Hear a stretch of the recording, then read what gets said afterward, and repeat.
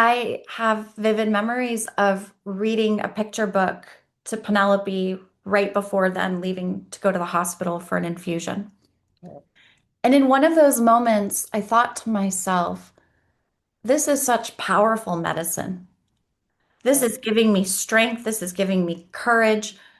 She is healing me. Welcome to Cancer Bites, bold voices, big insights, and unstoppable energy, because cancer doesn't get the last word. Hi, everybody. Welcome from Barbados.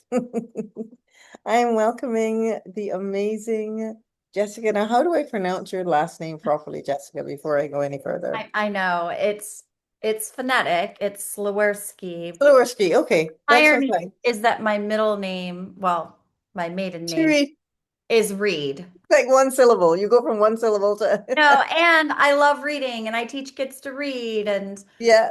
so No, Sliwerski. maybe That's don't awesome. take your ex-husband's last name is the moral of I this. can. You see my last name, right? And I did the same thing.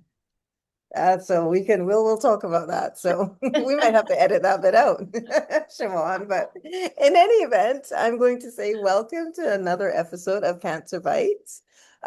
We have with us an amazing author, a wonderful founder, and I think that this person that is our guest today definitely embodies the mission of just living fully and doing that in a way that helps that empowers children, that empowers anyone who's along on this cancer journey. And we really want everyone to feel a sense of hope from what Jessica is doing. So I'll just introduce you briefly, Jessica, because we want this to be a platform that you can tell your story. So we know that you're the co-founder and CEO of Ignite Reading, and I love that name, Ignite Reading. I am one of the biggest nerds in the world in terms of reading. I was saying before we started the recording that my son, who's now 20, we still read, and I have the best memories of reading to him before he could read and reading him bedtime stories, and then realizing that the stories were getting longer and longer because he loved just listening. And then when he himself started to read, he used to read to me. So Yes. it's quite funny, yeah. So Jessica has co-founded Ignite Reading. She's also the CEO, and this is an organization that delivers instruction at scale. So Jessica also served as an assistant principal of Success Academy Charter Schools and as a literary specialist. And literacy is something that is, I think we need to turn more of a spotlight on it, just because the way that it forms a foundation of support, not just in learning, but in times when you just need to feel a sense of togetherness and community. I think literacy is something that's really important. So, without further ado, I will say that Jessica's written an amazing book, a children's book, but I just like to say it's a book because I absolutely love the book. It's called Cancer Hates Kisses. And this is a book that offers a wonder, yes, please. There you go. That's an amazing book. And it offers such a beautifully tender, but I would say honest as well, look at what it is to be a mom and deal with cancer and what it's like to have children and how as women, we tend to be super moms no matter what, or at least we aspire to be that way. And there's an underlying message to the book that I found that we don't necessarily have to be that way.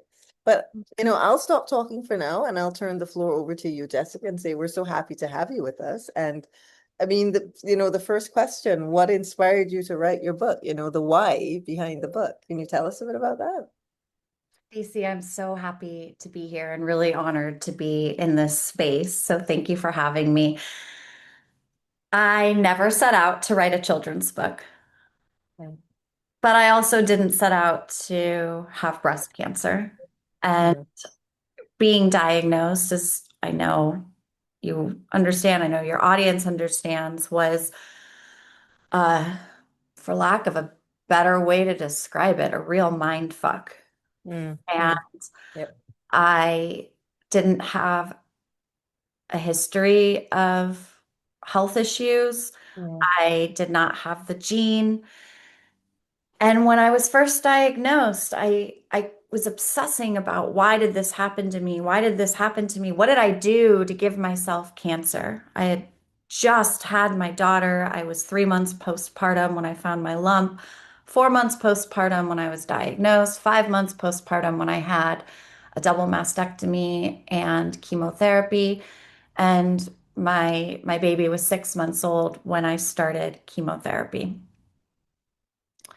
And Wow. I vividly remember coming out of surgery and being in the hospital that night and waiting for the results the next day that would tell me what, if anything, they had found in my lymph nodes. Yeah. And I, on the one hand, was terrified. The Yeah. other hand, I was eerily calm and in this place of whatever is going to happen is going to happen, and I will face it. Mhm. And in that moment, something switched from why did this happen to me? Why me? To why not me? Mhm. Mm. Yeah. And my mindset from that point forward throughout the rest of treatment, and even up until this day, 11 years later, has been how do I make meaning of this experience? What do I do with this experience? This happened to me for some reason that I will never understand, except that I am meant to do something with it. Yeah. So, throughout treatment, a place that I found a lot of calm and soothing was to sit and read with my Yeah. baby. So, you Mm. were talking about reading with your son. Mhm. And I have vivid memories of reading a picture book to Penelope right before then leaving to go to the hospital for an infusion. Yeah. And in one of those moments, I thought to myself, this is such powerful medicine. This Yeah. is giving me strength. This is giving me courage. She is healing me. Yeah. And then I was meeting all of these women through treatment who also had young children. Mhm.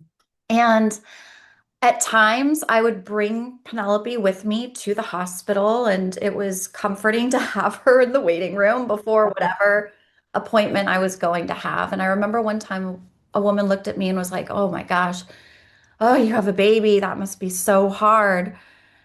And I was like, "Actually, no, having a baby makes all of this easier." And so I was again seeing how she was part of my healing journey. And I began to imagine a way to tell a story that other women could draw from Mhm. that would help them also feel supported and seen and loved and healed by their children, Yeah. while also giving them a mechanism to explain to their young kids what was going on. Because another woman I met was like, "Oh, you're so lucky. She's an infant. She has no idea what's going on. I have an 8-year-old daughter. I don't even know how to talk to my daughter. Or I have a 4-year-old and I don't know how to tell my 4-year-old. So I'm just not telling my 4-year-old. Or I have a 6-year-old and I didn't tell her because I didn't know how. And then she walked in on me before I had my wig on and she told me Yeah. that I was ugly." And these just like stories. Yeah. Take a breath. It's okay. We These know it's like it's yesterday. I can are imagine. these stories of women Yeah. who were already going through so much. Yeah. And and I was like, there's a way for your kids to be part of this narrative and to Yeah. be the most powerful medicine of Yeah. all. Yeah. And I knew, having been a classroom teacher, I was an elementary school teacher. First grade was one of the grades that I taught. I knew some things about how to talk to kids about Yeah. hard things. So I began writing this story in my mind, and I would take the subway from Brooklyn to the Upper East Side for all of the infusions. You know, there are so many because it's not just that you're getting chemo, it's that, at least in my case, I was going back every day thereafter for like a week just to get um, hydration and anything else they could give me to tolerate the poison in my body.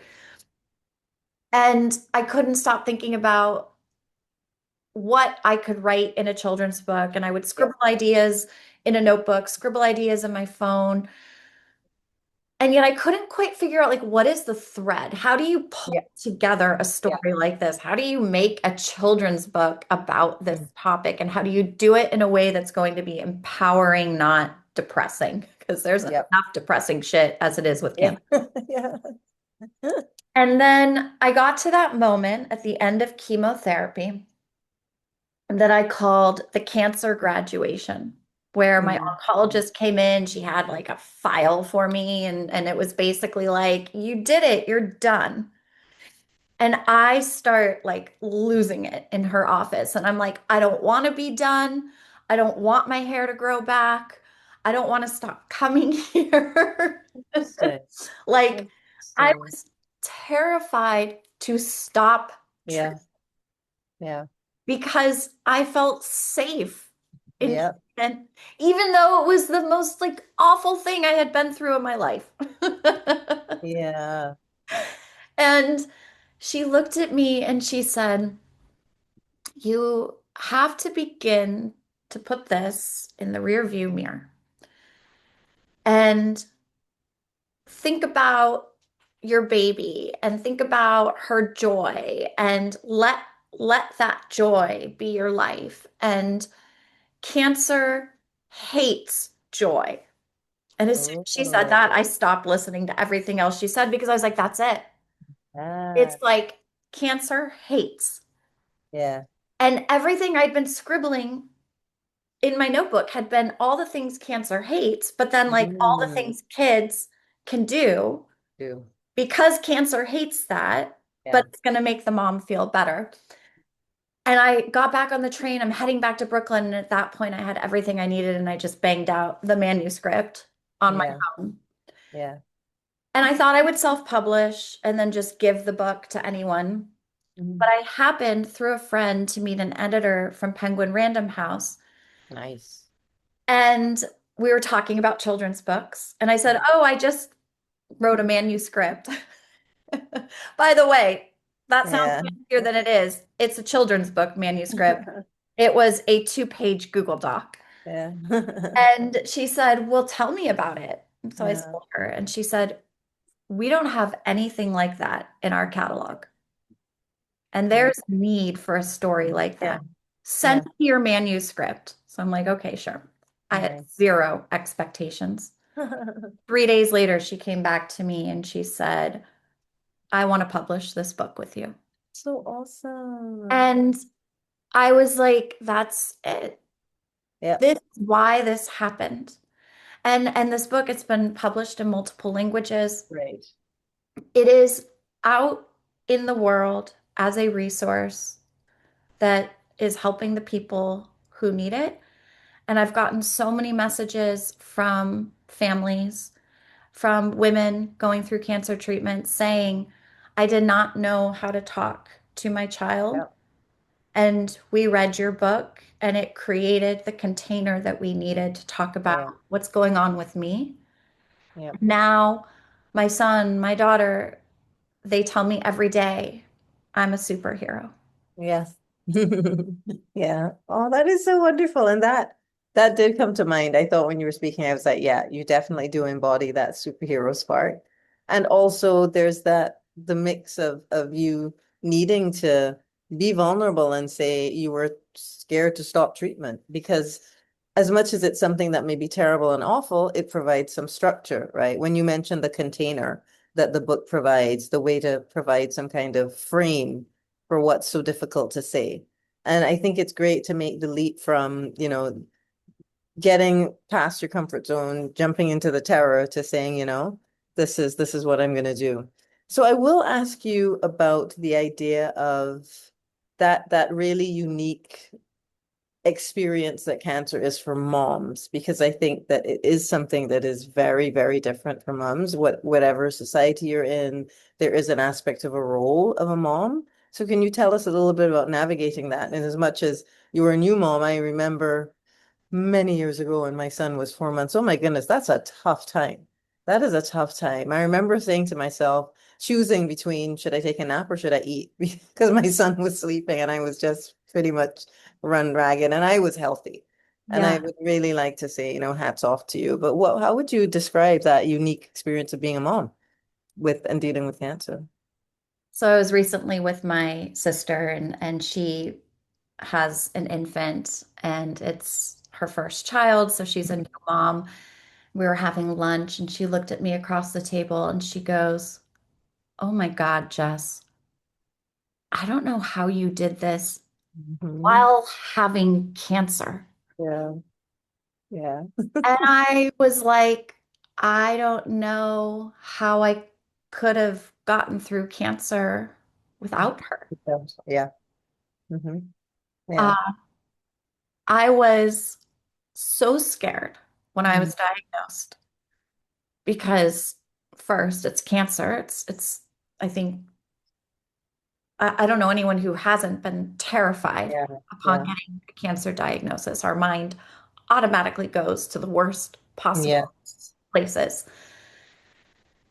And I was terrified of the unknown of what treatment would mean, but I was even more terrified that my daughter was going to lose her mom. Yeah. And Yeah. and I was like, "Oh my God, I just had this baby and she needs a mom." Yeah. And so I was scared that I wouldn't get to see her go to kindergarten. And Mm. now she's in fifth grade. So I've Yeah. seen her go to Oh. kindergarten and all through elementary school. So the hardest part initially was Mm.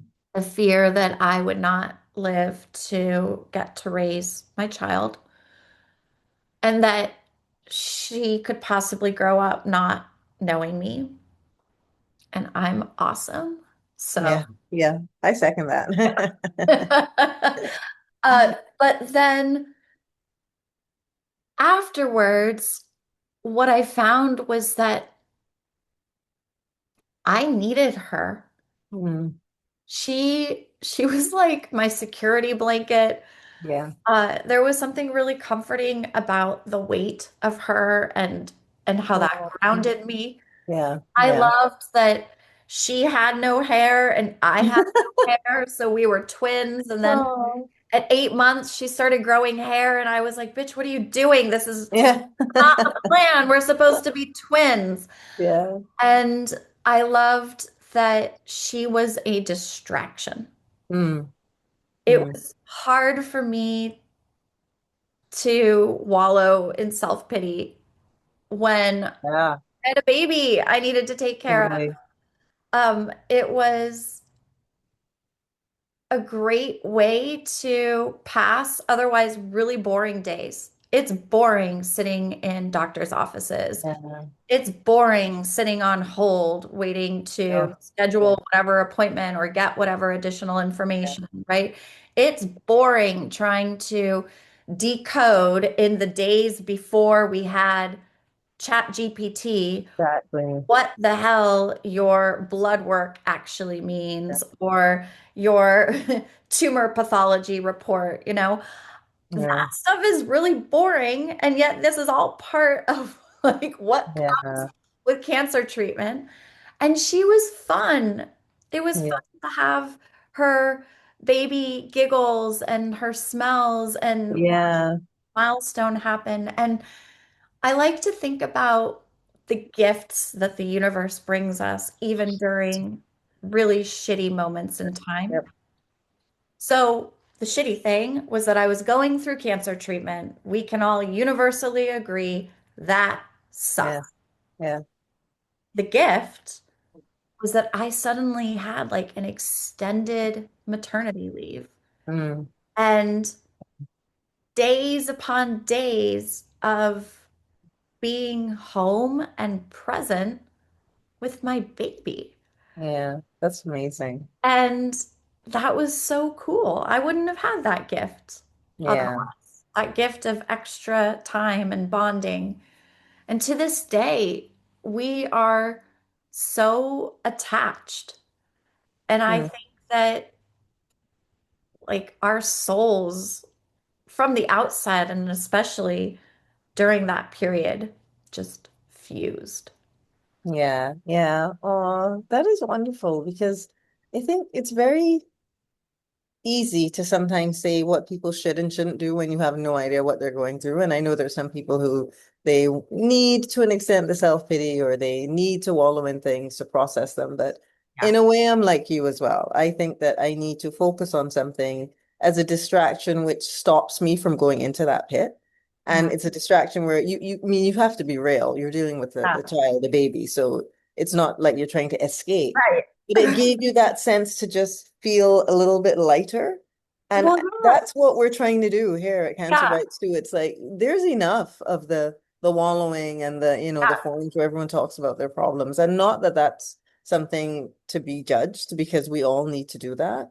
But at the same time, when you can get yeah, away from it and focus on the yeah, light, and you yeah, said, let that joy be your light, we need to do that. We yeah. definitely do. Let me be clear.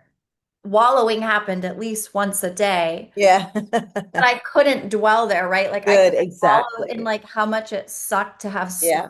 bone pain from my Yeah. Neulasta shot, or Yeah. that I had oral thrush from chemo Yeah. and was like using the Yeah. nastiest mouthwash ever.